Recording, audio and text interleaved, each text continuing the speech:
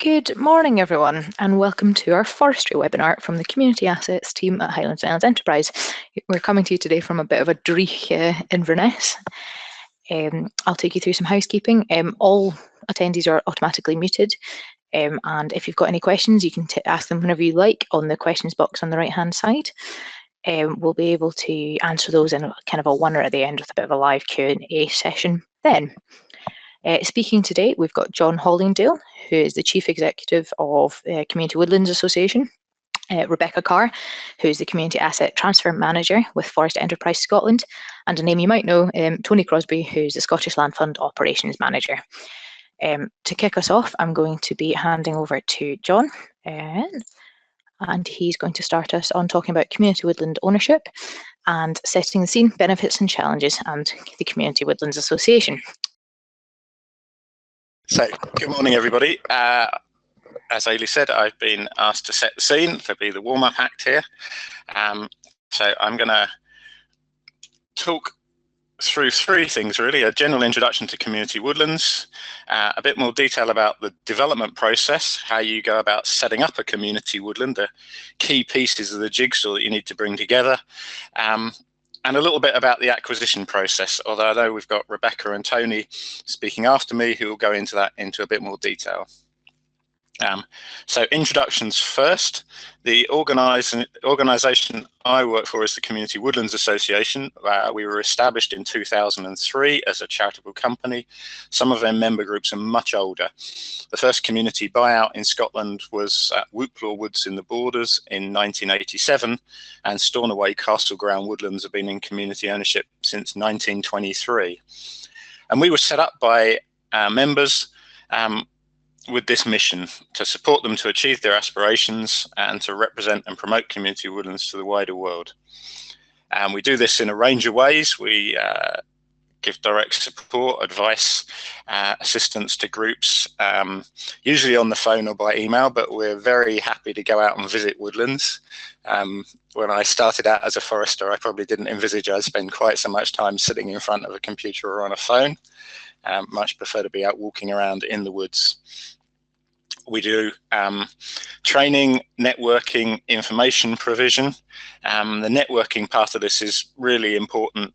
Membership has over the years developed this huge reservoir of skills and experience, and we try wherever possible to put people in touch with others attempting the same projects or who've been there already, because there's so much to learn and to share.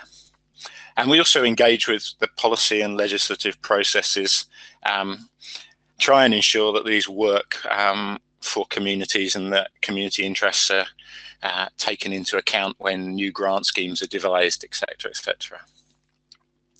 So community woodlands in Scotland, well, there's about 200 groups all across Scotland with woodland interest. They have a great amount of diversity, in various dimensions. So the woodlands themselves vary from 1 hectare to nearly 1,000 hectares, from the middle of cities to out on the islands, conifer plantations, native broadleaf woods. Likewise, the communities vary greatly, both in the size of the community and their capacity and experience. The tenure, the way by which they engage with those woods varies, own, lease or use the woods, and inevitably they have very different or very varying management objectives, economic, social and environmental, and they're dynamic over time, because it's important to recognise that groups evolve and develop, and bringing new members into groups brings new ideas, hopefully. But there's a common theme through all of this, which is local management for local objectives. And of course, very often those local objectives deliver national objectives at the same time. So where do we start? I quite often get phone calls from people saying, how do we set up a community woodland? We don't really know how to go about it. We've just got this idea. And there's quite often, there's a number of familiar possible triggers for interest, the thing that gets things started. In some cases, it's people recognizing that that forest up the road could generate a lot of economic activity. It can be a hub for rural development for areas that don't have a lot of things going on economically. In other cases, it may be concern about the neglect of a local amenity. A woodland that's very much valued in the community, but the paths aren't being maintained. There's wind blow happening that's not being cleared up, and the community feels it needs to step in and do something. In some cases, people have ideas for specific activities in the woodland. We want to run a forest school, or we want to have a community woodfield business. And in some cases, it's simply the announcement that the woodland next to the village or up on the hill is about to be sold. Forest Enterprise Scotland has had an ongoing disposals programme with a range of names over the last decade, and that's been a trigger for quite a few groups who feel that they're concerned that going into private ownership might mean a loss of opportunity for the community. Sometimes also this interest is taken forward by an existing community development trust, or the community council can act as the midwife for a proposal. But quite often groups are starting from scratch and need to go through a group formation process as well. But regardless of where they start or what their objectives are, all these initial groups need to go through a development process to get to a kind of standard point at which they're able to take on the community asset, the community woodland. And in this development process, they really need to tease out the answers to a number of key questions. The first, and the one that I think is always front and center, is objectives. What is it you want to achieve? What difference will your project make? Because when you say to everyone, whether that's community members or funders, we want to start this community woodland, the question they'll all ask is why? Why do you want to do it? And you'll need an answer for that. And the person who starts the project will have one answer, and other people coming in will have other possible answers. But collectively, by the end of the development process, you need to work through and have a kind of consistent and coherent answer to this. Why do we want to do it in the first place? You'll also need proposals and plans that explain how you'll do it and how you'll pay for it. So if your objective is to create employment, then how will you do this? Will you do this by creating a woodfield business, for instance? And can you demonstrate that it looks like it'll stack up financially? There's enough demand in your community to justify employing someone to run the business, to cut the trees and sell the wood. You'll need an eligible body to be the organisation that will own or lease or whatever the wood. If they're going to own or lease, then they should be incorporated. Once upon a time, that always meant a company limited by guarantee. Nowadays, they can also be a SCIO or a community benefit society. But either way, they'll have a kind of standard shape to them. They'll have a community definition, a social purpose, open membership, community control, and there'll be non-profit distributing. And finally, have you got evidence of community support? Is this just 3 or 4 of you, or is the whole community or the majority of the community broadly in favour of what you're seeking to do? And there's a great deal to do here, but it's important, not to panic and be scared off by this big list of things you have to achieve, because there's a lot of help available. That's a big part of what we at CWA do. There's also the staff at High. There's your local third sector interface can help with some of this, and also the community ownership support service and other community woodland groups. There's also funding available for feasibility studies and business planning. Part of the process, you usually hire external contractors to give you an objective and professional assessment of your plans. And there's also support for valuations and community consultation. There's also funding available for learning visits. Members of CWA are eligible for the Scottish Community Alliance Learning Exchange Programme, which pays for your group to go and visit existing groups. And my final slide, when I get to it, has links that you can follow for some of these funding sources. So that's the overview of the development process. I just wanted to dig into 2 or 3 specific things through it. One of the great strengths of woodlands as community assets is the huge variety of activities and outcomes they can deliver. It's important to recognise that different types of projects that you might want to do in your woodlands have different characteristics, different financial profiles, and at least most of the larger woodland groups have a mixed economy, if you like. They do more than one of these things, and which means they'll make money in some places and other activities that will carry on, or the other places where they spend that money. Briefly broken them into 4 bullet points here for you. Forestry, the kind of timber production and wood fuel production, is the output from normal woodland management and should generate a surplus in most cases. Well, there's also some forestry grant scheme money available for some operations.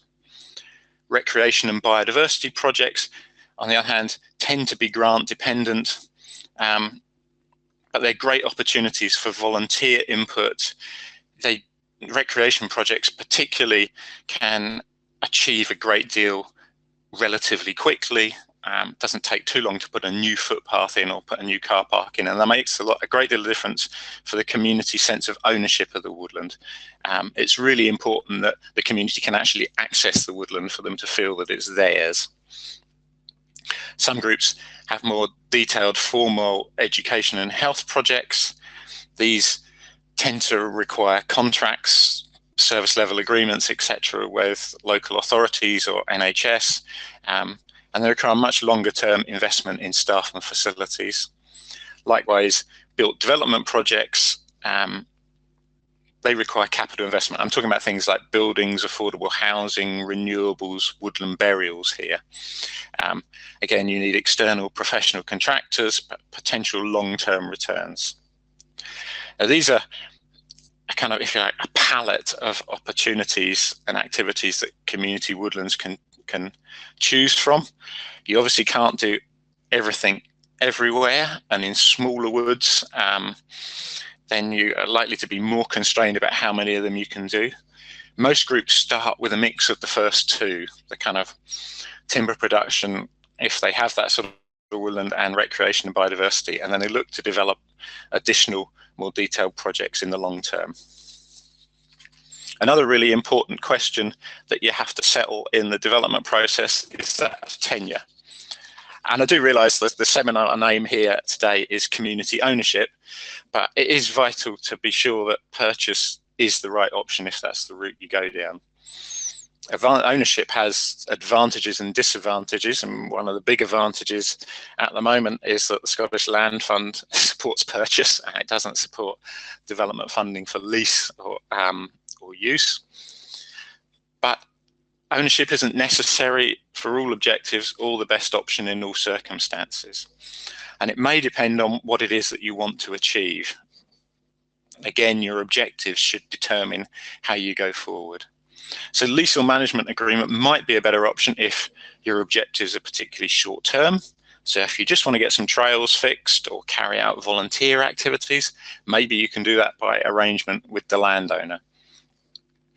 If the site that you're looking at has significant unquantified liabilities, for instance, it's a woodland that's been created on top of an old landfill site, you might well think that you didn't really want to own that and you'd be better off just working on the woods and keeping the responsibilities with the local authority or whoever.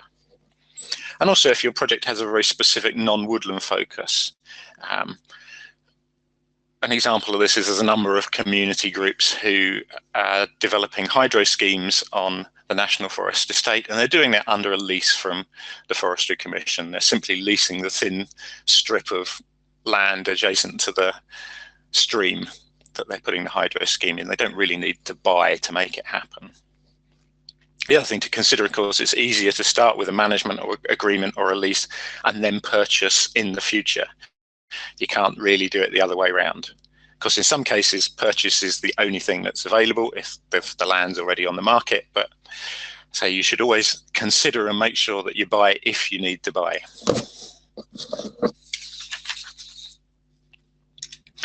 Another thing that's really important in the development process is to know what mechanism you'll need to use to acquire the woodland. And this largely depends on the owner. So in these kind of routes to acquisition, there's two main channels. If the current owner is in the Scottish public sector, then the asset transfer provisions from the 2015 Community Empowerment Act apply. And these mean that eligible community bodies have the right to ask to buy, lease or occupy any asset.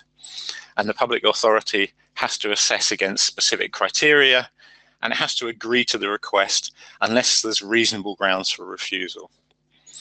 I've put two sub-bullet points here just to point out Forest Enterprise has a bespoke scheme that Rebecca will be talking about in a great deal of detail. Other Scottish public bodies have to follow the same rules, but their processes will vary. And some of them may be rather more ad hoc. I mean, some Scottish public bodies, local authorities, I imagine will anticipate having a number of asset transfers and may have already worked out the process they're going to use. I think there's probably some Scottish public bodies that haven't quite twigged that this applies to them yet, and if you come to them with an asset transfer request, they may be a bit confused about how they're supposed to proceed, but they do have to follow the same rules. On the other hand, if the current owner is in the private sector, and for this purpose that also includes other UK or GB bodies, so the Ministry of Defence, for example, or Network Rail, and it also includes NGOs like the RSPB, you don't have this legal right to ask. You can use various community right to buy mechanisms. You can register an interest, but you can't activate it until the land comes on the market. There are new provisions for a forced sale in very specific circumstances, but they haven't yet come into effect. And to be honest, it's not clear yet how effective or how usable they'll be. So your other route, if it's a private sector landowner, is to go for a negotiated sale. There aren't any real rules here, other than the kind of usual rules of transferring ownership. But Community Land Scotland and Scottish Land and Estates have developed a protocol that may be very helpful in laying out a possible route map for negotiating a sale from a private owner. It's always important to recognise that funders have objectives and requirements as well. And a key part of the assistance that we give at CWA is to navigate the various requirements of the mechanisms and the funders. Unfortunately, they do tend to change, usually tightening up. And so a group that bought a woodland 10 years ago would probably need to amend their constitution to buy a woodland now. Again, it is a bit complex, but there are people who know how to navigate this system. And the key task in this development process is to produce a business plan, really. This is the key document that pulls together all of these threads, describes the woodland, demonstrates your proposals, balances the needs and constraints of the woodland and the community, and really is directed at the relevant acquisition route and funder. The same general principles about objectives, proposals, eligible body, and communities will apply whichever route you're using, but there'll be a very different emphasis and phrasing from the different routes and funders. And of course, any business plan is a living document. It's not tablets of stone, and it is a document that post-acquisition you should be able to amend and develop as you go on. Just rounding up, funding for acquisition. This is a question that gets asked really early, usually in the process. Is there funding for acquisition? And the answer is yes, very much so.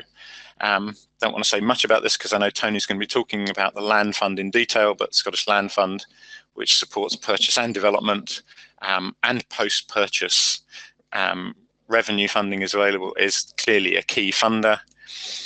Potential for other public funders, including possibly LEADER in supporting acquisition and development, number of charitable trusts, local fundraising and donations shouldn't be underestimated. A number of groups have raised considerable amounts of money by that route. And also for groups considering large or very large buyouts of particularly conifer plantations, then it's possible to use the value of the timber to leverage the buyout to support the funding that's available through the land fund. You can do this by a number of ways. You can take out a loan with Social Investment Scotland, pay it back after the first harvest. Other groups could have done deals directly with timber processors, so sort of pre-selling the first tranche of harvest.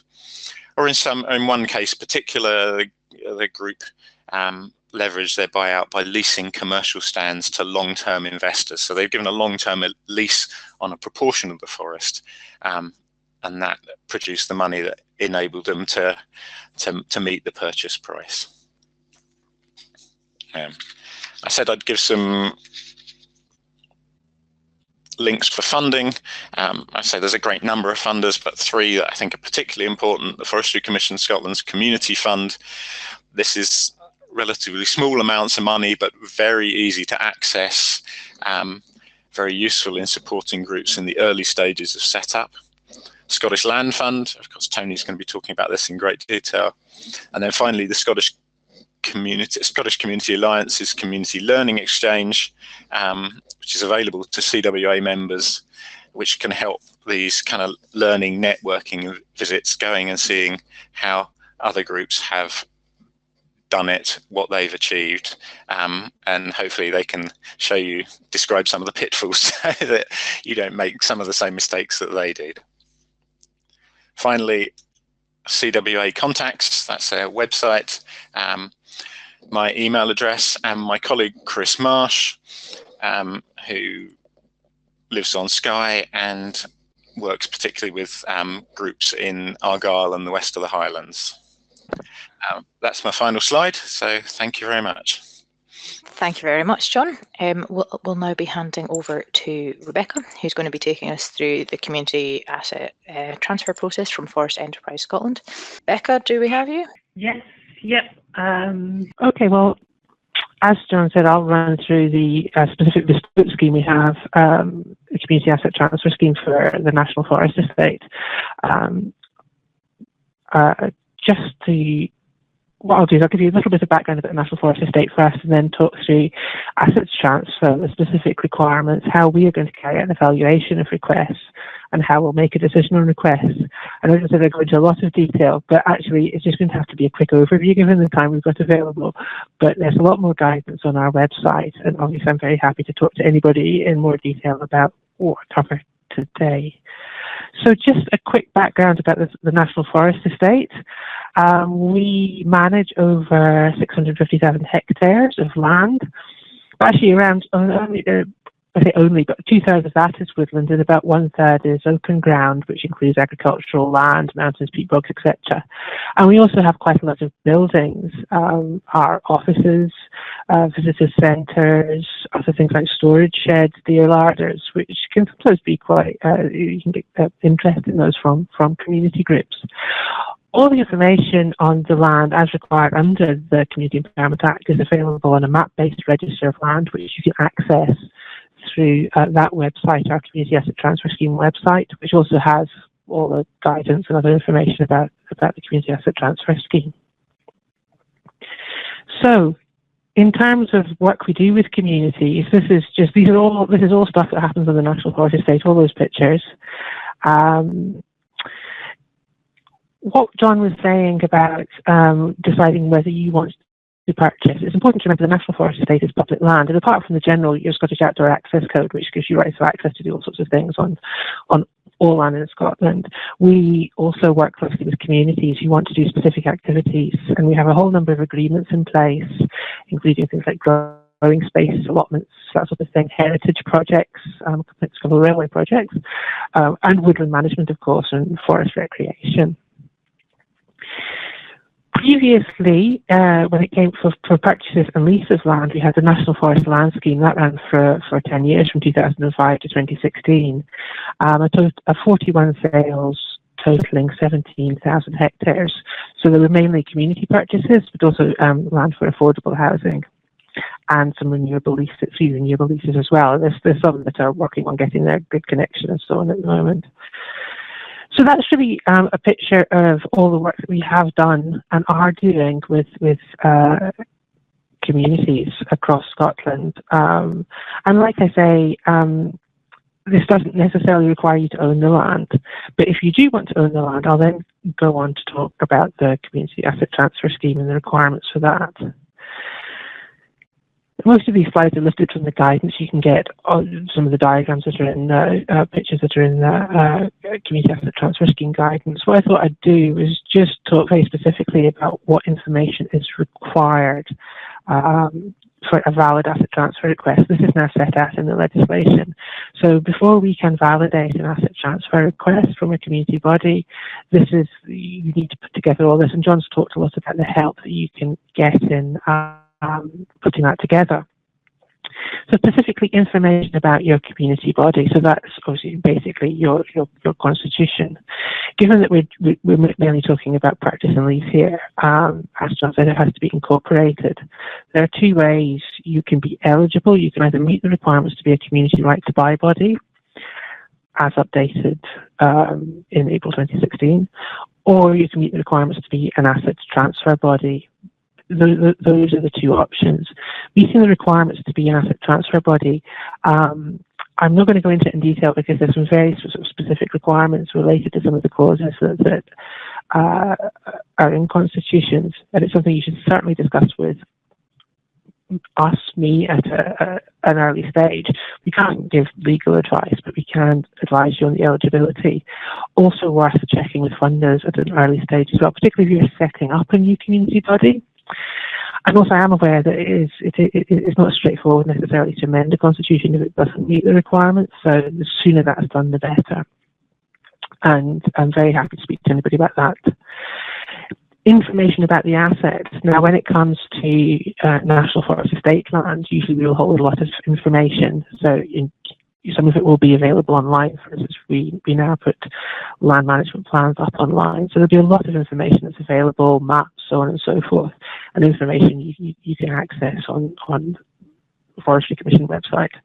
But the thing is really to talk to us to find out as much information as you can about the assets, partly to help you make the decision on whether it's suitable for what your purpose is, and what potential burdens, for example, you might be taking on if you buy the land. Information about the proposal, so basically a description of what you're going to do with land, what the purpose of you buying it. Then you set out whether it is for ownership, lease, or rights. As I say, just to make that point again, when it comes to rights, I don't expect any of these to come through. That's not really what the asset transfer scheme is set up for, because most of these sorts of things can be agreed locally with agreements with your local forest district. So the CAT scheme is mainly focused on ownership and leases. So to pick up on ownership, what the community needs to set out is a price it is prepared to pay. And I'm going to come on to how we will evaluate that. But it's under our previous National Forest Land Scheme, we don't know what the open market value is because the site doesn't go on the open market. But what happens is there's a market valuation, a formal market valuation carried out. And that would have been the price under the National Forest Land Scheme. That is still the benchmark for our evaluation. But the price the community puts in is made up both of cash and of the potentially the community benefits that it will deliver. So that is something that a community needs to think about, what sort of price it is prepared to offer for the land. It then needs to set out the benefits of the proposal, and that's where, in terms of those two things, really a robust business case is important. Now, obviously, the level of detail required in your business case will vary. I mean, the smallest sale we had under the National Forest Land Scheme was £10,000. The biggest sale we had was 1.5 million. So, obviously, the sort of business case you might need to do for these sorts of things is quite different. But the business case is critical, not just to setting out how viable it is, but also setting out what benefits you expect to be delivered. And again, I'll come on to that a little bit more. You need to set out clearly how you're going to fund it. Now, you won't be probably able to confirm the funding until we've made a decision on whether we approve the sale or not. But you do need to be clear about you you've explored the funding options and that you know there are ways in which you can fund your project. And finally, the other thing that you are required to provide is information about community support. Again, under the National Forest Land Scheme, any sales over £50,000 required a ballot of the community. That's no longer required, but it is essential that you demonstrate community support. But that's particularly, for local communities to demonstrate. So how you choose to do that is to a certain extent up to you. But it's, essentially what you've got to do is provide us with convincing evidence that the majority of the community supports your proposals. So whether that's through surveys, public meetings, information days, these sorts of things. But there has to be robust evidence of community support, and that would be a key factor in making the decision. So that's basically the requirements for making a valid assets transfer request. And obviously there's a lot of detail behind all that. And there is more guidance, both our guidance and Scottish Government guidance on that, which you can access through the website. So moving on to the evaluation, so this is most of the time taken off for asset transfer actually is sort of in the sort of developing of the request, doing that sort of work. This is what happens when we actually get an asset transfer request, and how we carry out the evaluation. We have 6 months to do that. Once you've submitted a valid asset transfer request, we have to give you, Forest Enterprise Scotland has to give you a decision within no more than 6 months. So the first thing, before we actually sort of get into the evaluation, there's a public notification process. What happens is that the asset transfer request is published on the website, and there's a notice, a sign put up on the site to say we've had an asset transfer request, so anybody can comment on it. We also have an independent evaluation panel who will carry out the assessment of the community's proposals. And again, if you want to know who's on the panel, you can go have a look at the website. There's a list of the panel members there.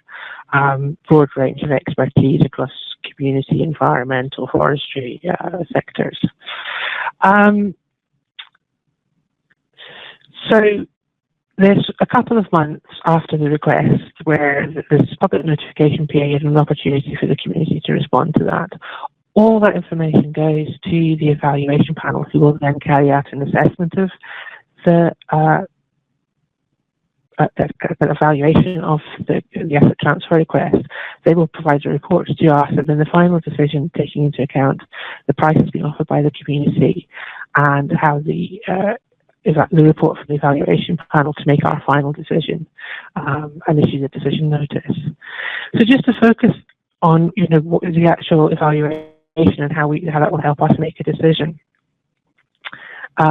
What there are is there's the key criteria there that you will assess are the benefits.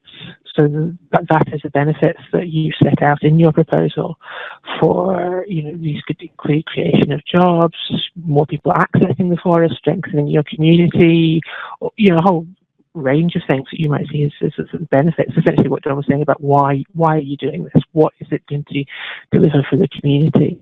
Second thing is the viability, which is obviously critical as well, how likely those benefits to actually be realised. As I said, community support, and also the impact on management of the National Forest estate.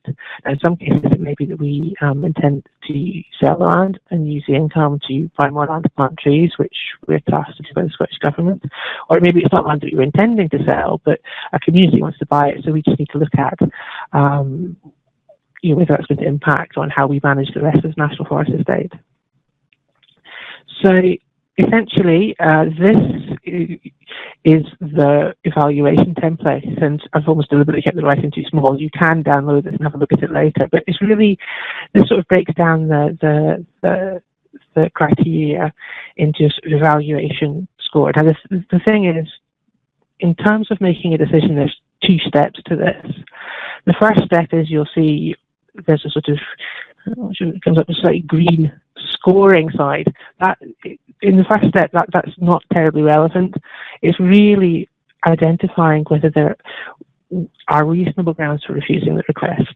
So essentially, whether it's a yes or a no. And that's, how well it scores is not terribly relevant. It's about identifying whether there's any critical issues. For example, if there's no evidence of community support, or it's clear that half the community is up in arms about the proposals, that might be a reason just for saying yes or no. It doesn't really matter sort of how well it might score. That's just a key decision point. So that's the first stage. And this is essentially, like I say, the score is not terribly relevant, but it's more about whether there's any impacts that are identified that would give a good reason to say no. Because the principle is, I mean, just to be clear, the principle is that we will agree to the request unless there is a good reason. And in most cases, there won't be. And in many cases, if there is something, if there is an issue, we can have a discussion about ways to mitigate that.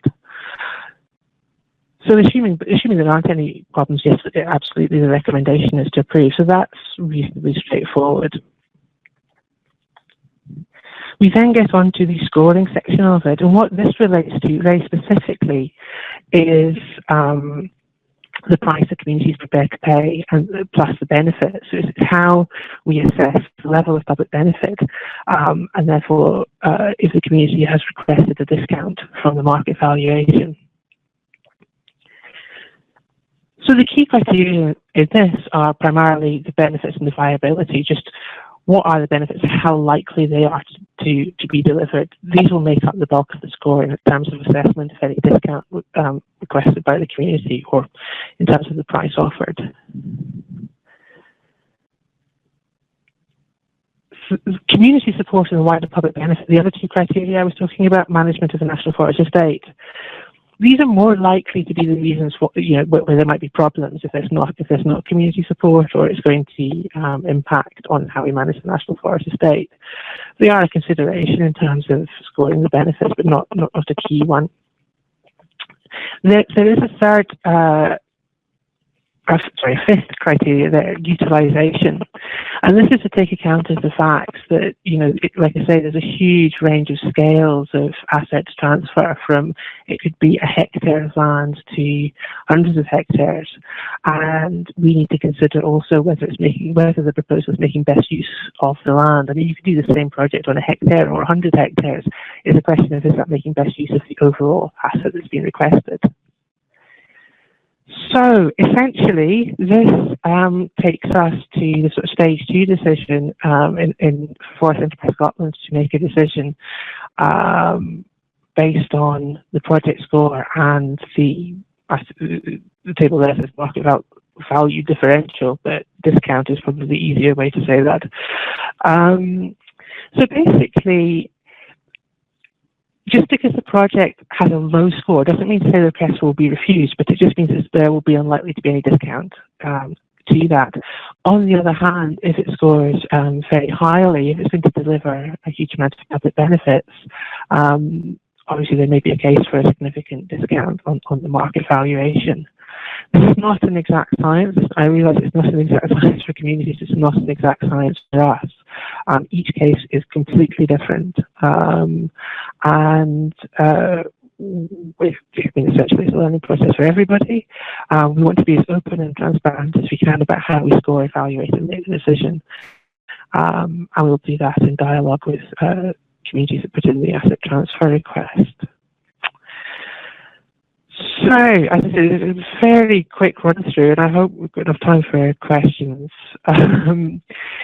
Just to say, we published the guidance, the Community Impact Act actually came into force the 23rd of January. We've appointed our evaluation panel. There's a pipeline of projects coming through, and I actually do have one assets transfer request, which should go up live on our website in the next few days. But there's quite a lot of other ones that we're in discussions with, partly from the sites that we put up for sale, partly communities coming in to request to purchase areas that they want to use. So basically I'm finding updating the website fairly regularly, so basically watch this space. So now that's me, and I'll hand back to Ailey. Thank you very much, Rebecca. That was a really helpful run through of that. We'll now be handing over to Tony, who's from the Scottish Land Fund, and he will be taking us through how the Scottish Land Fund can potentially fund these. Have we got you, Tony? Yep, sorry, hang on a second. Okay, can you see that okay, yeah? Yep, you're ready to go, Tony. Right, okay, thanks. Okay, good morning everyone. I'm Tony Crosby. I'm the Scottish Land Fund Operations Manager, as Ailey had said. I only have 10 minutes to present to you this morning, but John and Rebecca have done a sterling job and have gone into a lot of detail. So this will be a very brief description of the Scottish Land Fund. Most of you will have heard this many times already if you've been a regular webinar viewer. But we do have a whole team across Scotland who you'll probably be in contact with already, and our website has plenty more guidance, including our 10 steps to community ownership pages. So I would urge you to have a look at that if you want more information after this very brief presentation. So Scottish Land Fund, now on its third version. It's running, or the Scottish Land Fund 3 began in April of last year, with the proposed plans to run it to March 2020. To date, we've, I think, worked with over, since April last year, with over 200 projects. So a number of projects sort of going through a pipeline of the Scottish Land Fund. We've had something like 39 approvals to date, which are fairly equally split between Highlands and Islands and the rest of Scotland. As you can see there, we have £10 million per annum, and the scope of the fund has changed so that it is now for urban as well as rural Scotland. So forest and woodland projects are really one of many assets that communities might express an interest in. So this is sort of fairly generic. This small presentation will have a couple of slides at the end specific to what we've been discussing this morning. And John's explanation earlier of how local objectives will likely as not deliver the Scottish Land Fund project outcomes was quite helpful, actually. Certainly forestry projects and woodland projects are likely to meet some, if not all, of the outcomes that we are hoping that communities will deliver.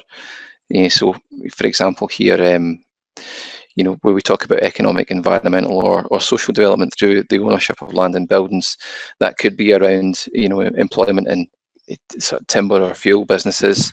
It could be around recreation, health, and education for communities. It could be around biodiversity and improving community facilities, including paths and amenity space. So that they're likely to be met, but we would ask you to draw that out of sort of in your application. I guess the important thing is that communities will have a stronger role here, and that projects will be sustainable.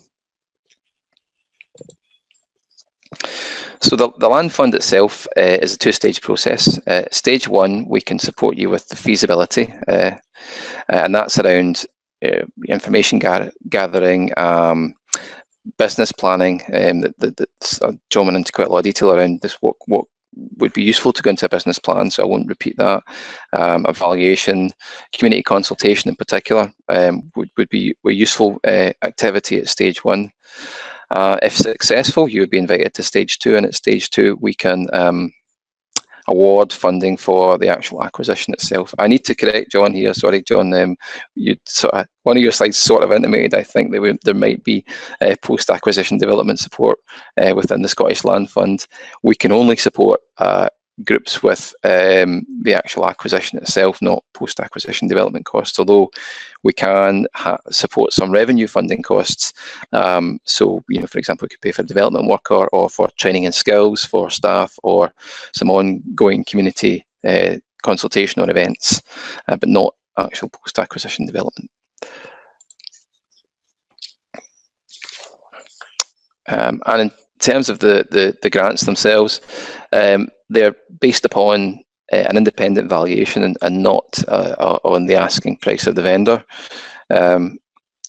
We can award up to £1 million. Up to 95% of that can be from the Scottish Land Fund. The average is a bit less. and so therefore, to make up the gap, we would look for applicants to provide either some level of match funding or to negotiate a discount, which would make up that match funding gap. As I think everyone's mentioned this morning, we're looking to endow communities with assets and not liabilities. Where there's an immediate use or a meanwhile use, that's preferable to projects that are solely then relying on other funders. However, if post-asset development funding is required, we will ask groups at a very early stage now, are you speaking with other funders? So, for example, Big Lottery Fund, Community Assets, Heritage, Rural Housing Fund, Leader, other local trusts, etc. And we would like to see evidence of those discussions, both through the stage 1 application to us, but certainly stage 2.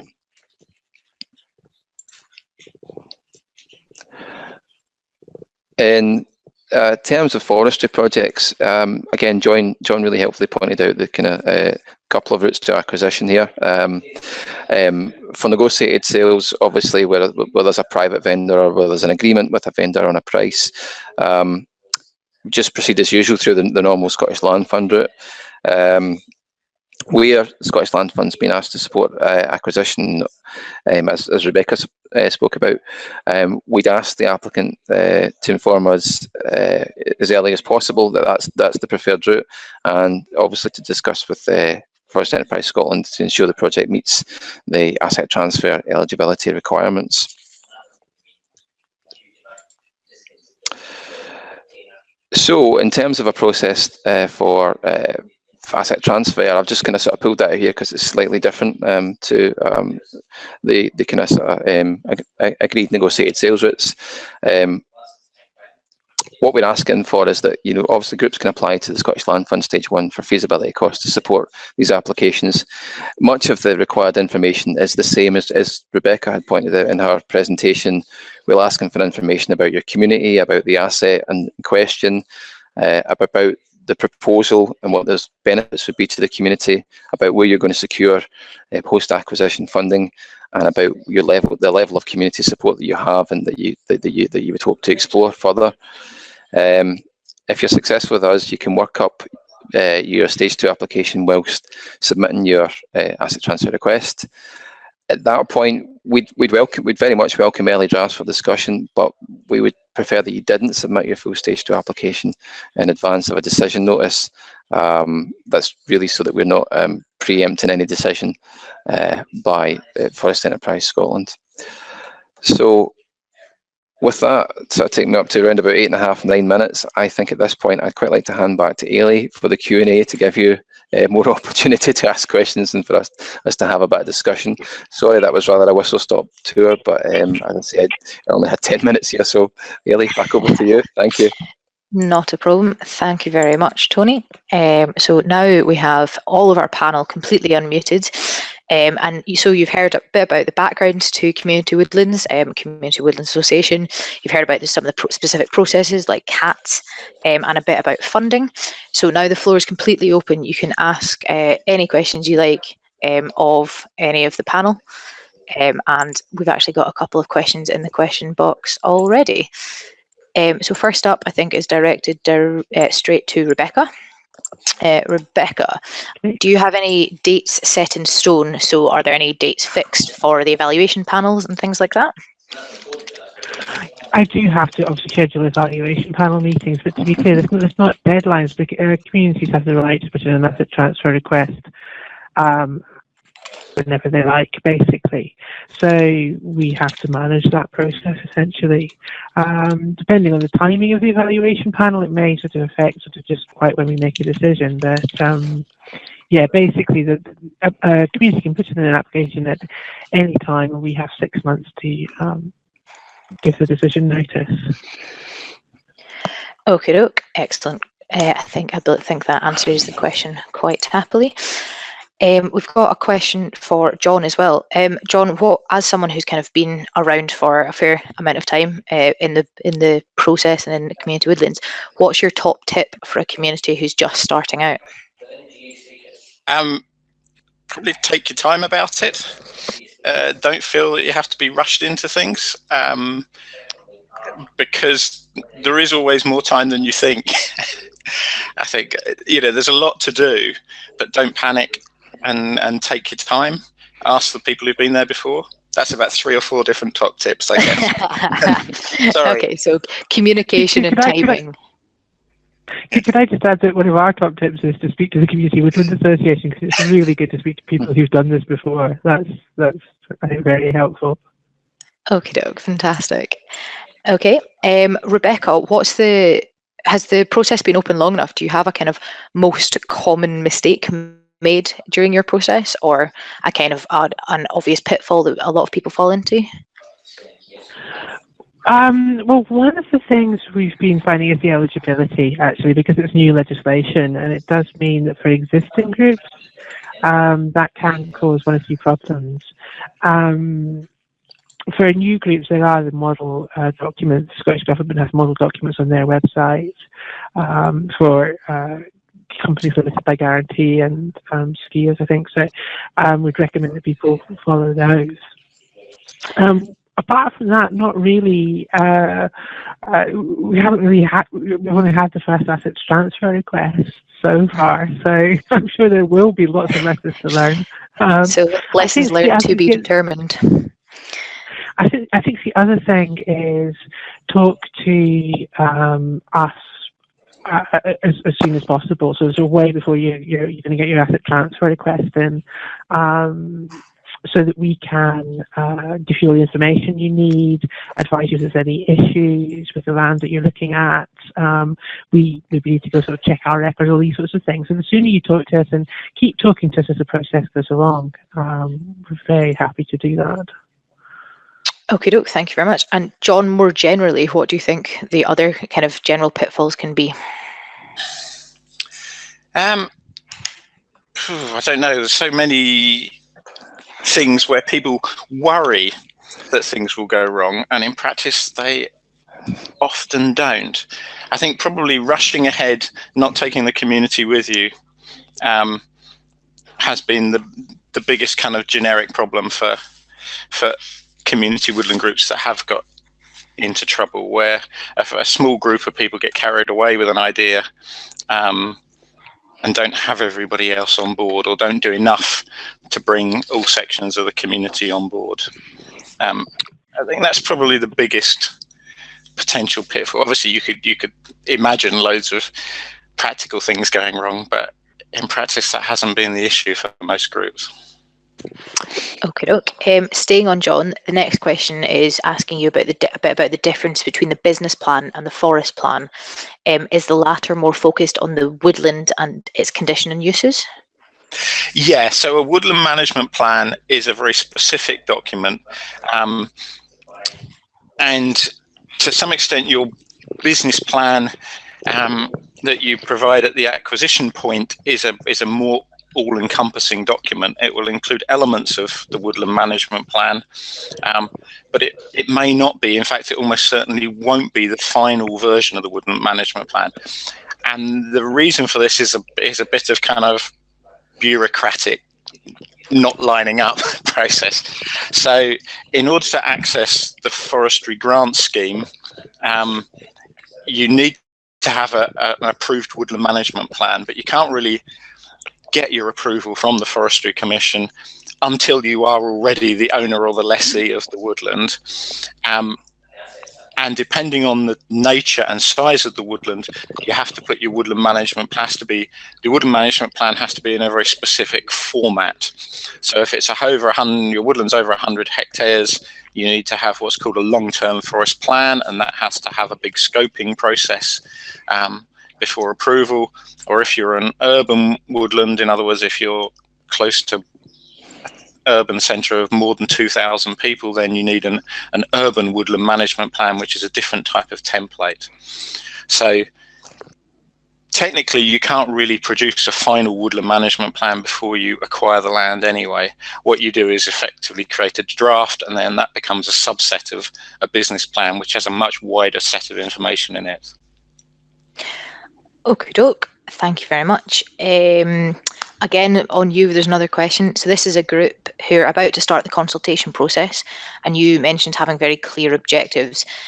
This group know they want to investigate the feasibility of owning forestry on behalf of the community. Do you have any advice for the consultation process and how to clearly define and tease out the potential benefits that can then be formed into clear objectives, or the why of what they want to achieve? I can repeat any of that if you would like. Well, I think it is quite a difficult balancing act, because when you go out with a consultation, you don't really want to have an absolutely blank sheet of paper, because you inevitably are working with some constraints, what's achievable within the woodland you're looking at. On the other hand, what you, I think, mustn't do is go to a community saying, we've got this idea, are you with us, yes or no? So it's very important to kind of try and inform your consultation to say, this is the woodland site that we're looking at, this is roughly how big it is, this is the type of trees we have, what are the sort of things that you as a community would like to see to happen within this wood? These are some of the things that have been suggested that the community could do when we own it. How do you feel about these things happening? You know, strongly positive, strongly negative, etc. So it's a mix of saying, this is what's been suggested already, but always giving space for people to come forward and say, actually, I think it would be a great idea if we had mountain biking trails, or whatever their idea is. And then after that, part of the process that you do in pulling this all together is working out what the degree of support for various ideas are, and which are the most feasible and realistic in particularly in a kind of prioritization sense. So some things are clearly easier to do first, others later. Okie doke, thank you very much. We've not got very many questions left, so I'll keep encouraging people to put their questions in the question box if you've got any burning desires. This one is for Rebecca, and it's how long do you anticipate the kind of time scale of going through your process? Like how long is that likely to be? Well, there's different bits of the process. There's the before the assets transfer request, which can take as long as it takes to develop a proposal. Usually, though, when we're putting woodlands up for sale, there's a bit of, we have to make a decision at some point as to whether we think it's likely that we are going to get an actual asset transfer request or not. So there is a little bit of time pressure there just to see movement. But if it's a community coming in to buy land, I mean, you can be as fundamentally as long as you like. You then got, when we get the valid asset transfer request, that's when the statutory time scales kick in, and it is up to, like I say, up to 6 months to give a decision notice, and that doesn't actually leave us a lot of time to do the public notification, get comments from the community, get it to our evaluation panel, and make our final decision. After that, if the request is approved, we are required to give at least 6 months for the community to get an offer in. Now again, I mean, if a community was ready, that could happen sort of a day after the decision notice, but usually it's going to take time to sort of get the whole package together, confirm the funding. So there's at least 6 months for a community to do that, and then hopefully at that point you start getting into sort of the legals. But it could be sometimes, say, another 6 months. Again, that's no more than 6 months for legals to conclude. That's also statutory, set out in legislation. So overall, from the default timescale from the date a valid asset transfer request is received is 18 months for the sale to conclude. There are variations within that. Before the asset transfer request, that's fairly open-ended. Okie doke. That was actually our last question. So kind of in summary, we've got don't rush into forestry projects. Really do take your time, and they can be quite long time scales. Communicate as early as possible with both funders and whichever processes you're going through and whichever partners you're wanting to be using. And unless anyone else manages to sneak in a last minute question in through the box, the only thing I've got left to do is thank our presenters. So a big thanks to John, Rebecca and Tony for speaking today. The session has been recorded and will be available to download alongside the slides, and you'll all receive an email with that shortly as soon as I've managed to edit it. So thank you very much, folks. I'll be speaking to you all soon. Bye now. Bye. Thanks.